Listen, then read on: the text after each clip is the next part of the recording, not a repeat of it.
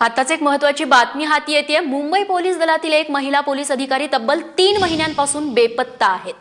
PSI Ashwini Bidre असं त्यांचं नाव असल्याचं कळतंय। मात्र या प्रकरणी बिद्रे कुटुंबियांनी काल पोलिसात तक्रार दाखल केल्यानं सगळं प्रकरण संशयास्पद बनलेलं आहे। गणेश ठाकूर आमचे प्रतिनिधी आपल्याला अधिक माहिती देतील।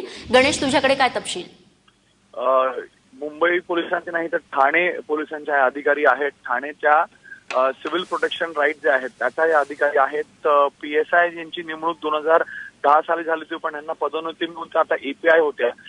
3 महिन्यांपासून अश्विनी बिद्रे हे आपल्या कळंबोळी पनवेल या घरातनं बेपत्ता आहेत, मिसिंग आहेत आणि यांचं लग्न झालेलं आहे। यांचे जे मिस्टर आहेत ते एका पॉलिटिकल पार्टीचे कोल्हापूर इथले कार्यकर्ते आहेत, पदाधिकारी आहेत। त्यांचं सेपरेशन झालं होतं। आपल्या मुलीबरोबर ते कोल्हापूरला राहतात, पण अश्विनी स्वतः एकटा इथे राहायच्या आणि महिला पोलीस अधिकारी होता। 3 महिन्यापासून यांची कोणतीही माहिती कोणालाच नव्हती, कार्यालयामध्ये माहिती नव्हती, घरच्यांना माहिती नव्हती। म्हणून परवा अश्विनी बिद्रे यांचे भाऊ आनंद बिद्रे यांनी तक्रार दिली।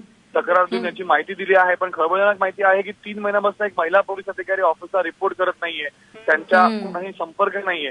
तर ह्याचं कॉन्ग्रेस आधी का नाही घेण्यात आलं, हा एक सवाल आहे। आणि ज्या घरच्यांचा आरोप आहे त्या आरोपानुसार त्यांचा नवरा जो आहे त्यांच्याकडनंही त्यांना उडवाउडवीची उत्तरं मिळाली होती। त्यांच्याबद्दल सेपरेशन झालंय खरं आहे, पण त्यांचे कॉन्टॅक्ट कोणाबरोबर नव्हते। म्हणूनच एक महत्वाची आणि गंभीर अशी ही मिसिंग केस आहे। महिला पोलीस अधिकाऱ्यांना 3 महिन्यापासून कोणतेही कॉन्टॅक्ट नाहीयेत, कोणाशीही संपर्क नाहीये आणि म्हणून आता पोलिसांनी त्याचा तपास सुरू केलेला आहे। निश्चित सगळं हे प्रकरण गणेश खूप संशयास्पद असं वाटतंय। गणेश, धन्यवाद तुम्ही दिलेल्या माहितीबद्दल।